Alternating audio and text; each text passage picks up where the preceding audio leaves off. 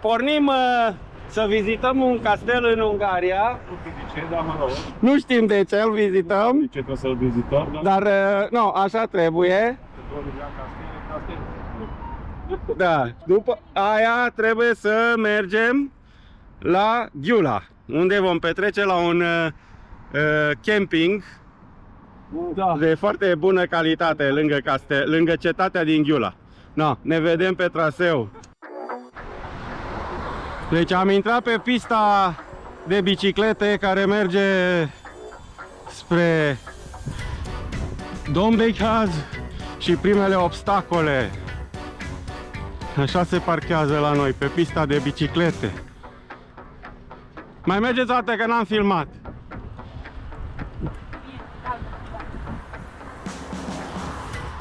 Și ca întotdeauna când filmezi o mașină trebuie să treacă. Și o combinată bicicliștii veseli, bătrâni și senili cu aripa tânără. Schimbul de generații, da. Prima oară nu s-a filmat. Da, nu știu dacă nu face numai poze. Mai avem puțin până la o pauză de mic dejun. Că am plecat cu noaptea în cap la 8. N-am avut timp să mâncăm.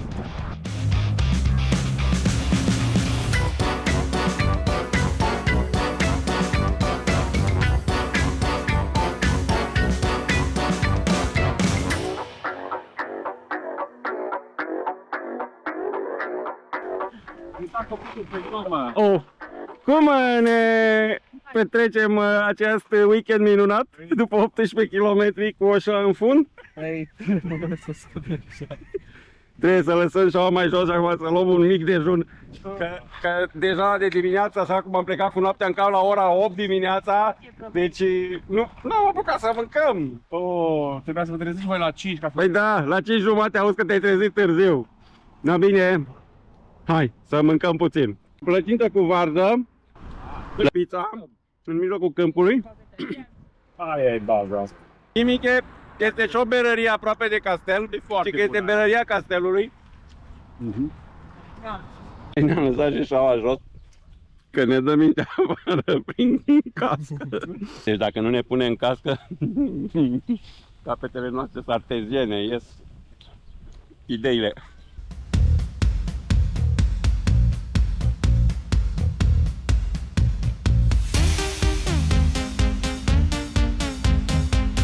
Ne apropiem de granița Schengen, pe care am forțat-o în 2 ianuarie împreună cu bicicliștii veseli. Acum aripa tânără forțează.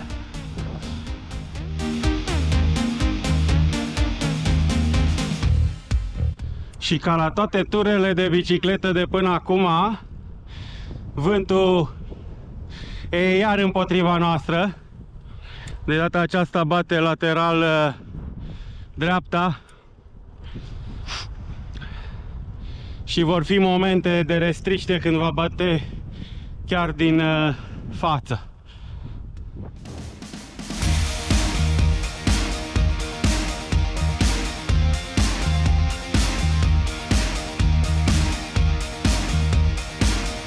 Deja și piste de bicicletă, cam deformate, dar te scoate de pe asfalt.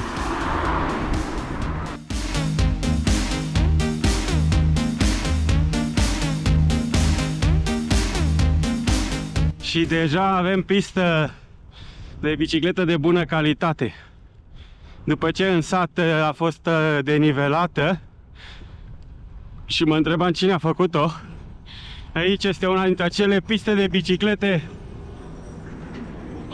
foarte bine lucrate, care la noi sunt promise la fiecare 4 ani de alegeri.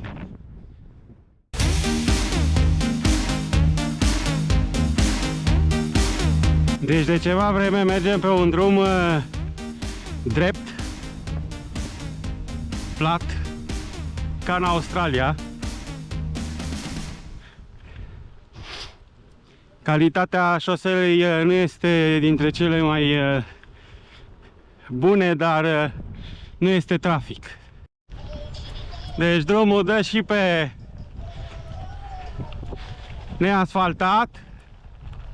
O să mergem peste câmp până într-un sat ceva medie, așa aici numele, Medieți, Hedeți, Heredeți. Da, da. De ce nu mergem pe partea aia normală? Fiecare excursie, comutul tău dă rateuri. Ia n-am băgat aici. Să unde ne bagă. Așa mergeam la pădure la noi, mă, Dori.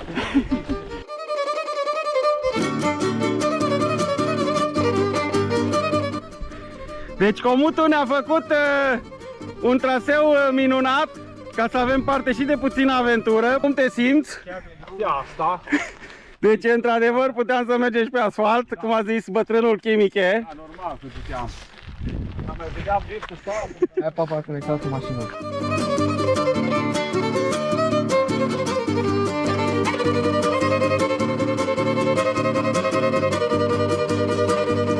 O luăm pe magistrala câmpului. Una e să mergi cu mașinile și alta e să mergi pe aici, prin sânii naturii. Aici te bucuri de puțin praf. Exact. În sfârșit, după o jumătate de oră de chin, ca să economisim 500 de metri, ajungem la șosea. Of. Dar dacă nu o luam pe aici, nu mai aveam de ce să ne aducem aminte mai târziu, nu? Că de asfalt tot avem parte. Vântul chiar din față bate. Uitați-vă pe frunzele porumbului.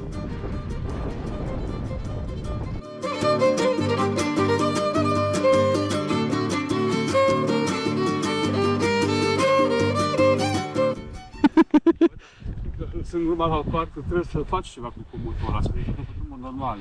Trebuie să ne orientăm, noi să mergem pe drumurile asfaltate, nu mai pe Ei, da, da, da. Aici eu cred că ne împutim în cer. Nu, acum mergem drept în față. Iar așa, facem zigzag.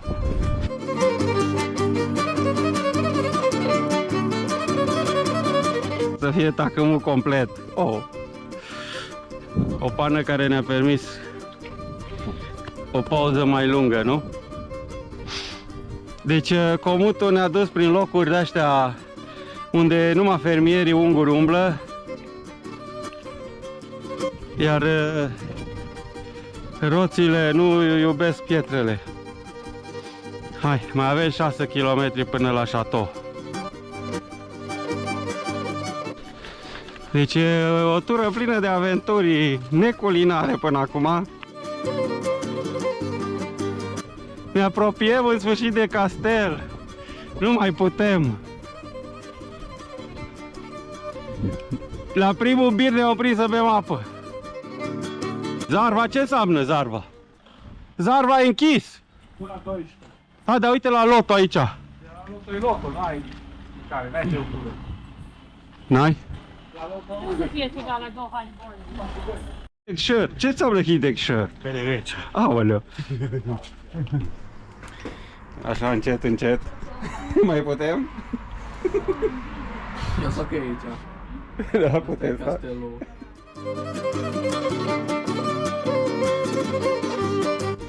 Deci după ce ne-am adăpat o țără globele, ne ducem la castelul minunat să vedem ce au acolo.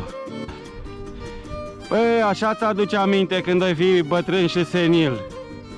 Bă, ce-am mai umblat eu de bezmetic prin Ungaria pe bicicletă.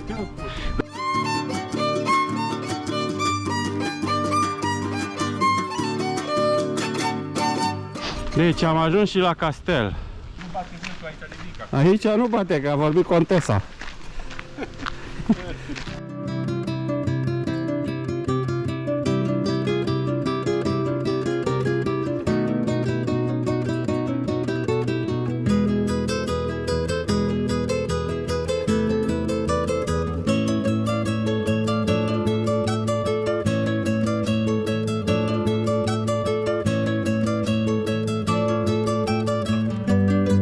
fost plata pentru această zi minunată, plină de efort. Un fel de profiterol. Da.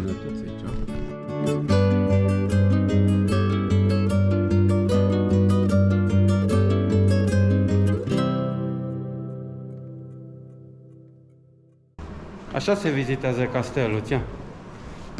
Deci vizitarea castelului în costum de husar, de biciclist husar, cu acest tânăr călăreț al pustelor maghiare pe bicicletă.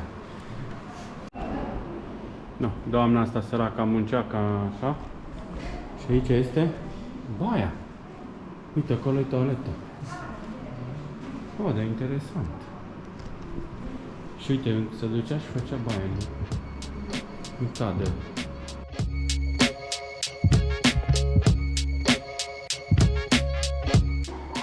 Tiens, tu veux boire quelque chose? Il y avait des shots dans la bibliothèque. Shop de culture, donc beaucoup de shops. Je vous invite à lire tous les livres. Que c'est bien.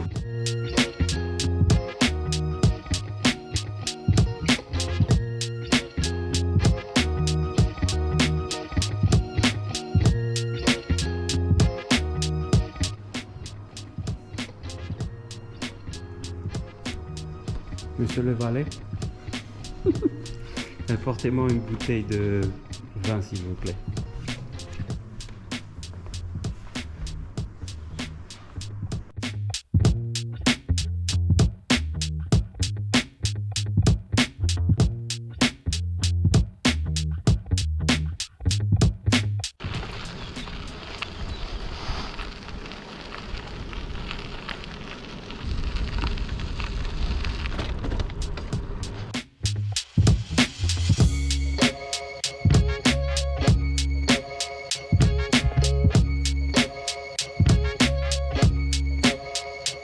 Încă puțin până la Ghiula, nu?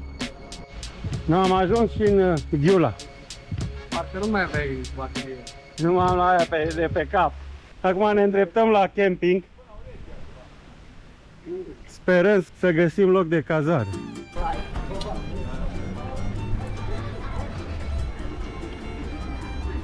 N-am ajuns la distracție.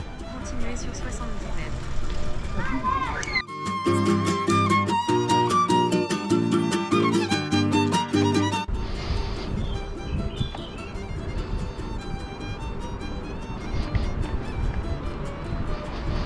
Vous êtes arrivé. À bientôt.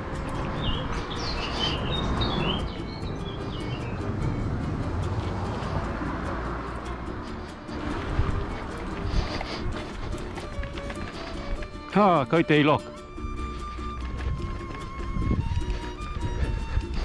Bună ziua! Mai bună! Mai aveți loc pentru vreo 4 corturi? Nu, domnule, pentru... O zi plină de realizări cicloturistice. Ciao. Da. Hai, dăm și cu asta că mai, Și cu astea, da. mai e nevoie și de irigații. Da. Da? Să ne fie de bine. Deci sopa asta e singura care se merită să vii la Ghiula. Da. Nu e să vii la pentru supa asta merită să vii la Ghiula chiar și pe bicicletă. Arată supa, cum Uite arată. supa, așa arată. Mașina era mai simplu. Supă tom yum. Foarte bună. Foarte bună. Cu mașina era mai simplu. Îi la plic. Delici. Nu e la plic, cred. Deci, dacă cumva vă rătăciți pe câmpuri cu bicicleta în drum spre Ghiula, să ajungeți aici la Gusto să mâncați tom yum. Ia, acum trebuie refacerea forțelor, da. A, uite și salată, da, sănătoșenii, da, așa aici. O, dar e fain, bă. Nu Da. mai este sătul. Ai... Uite ce e aici, bă. No, în fine, acum ne-am gătit și la cort, Camping, fus. la camping tot. Da. Uite, tu nu vrei cuțit din ăsta pentru Gata, aici se încheie aventura Ce am găsit acum, eu știu ce... culinară la Ghiula. Acum chiar putem aventurile culinare. După ce le filmăm, le fotografiem, după aia le putem și mânca. Na, hai acasă. Avem și corturile. Totul e aranjat, pregătit pentru o noapte liniștită.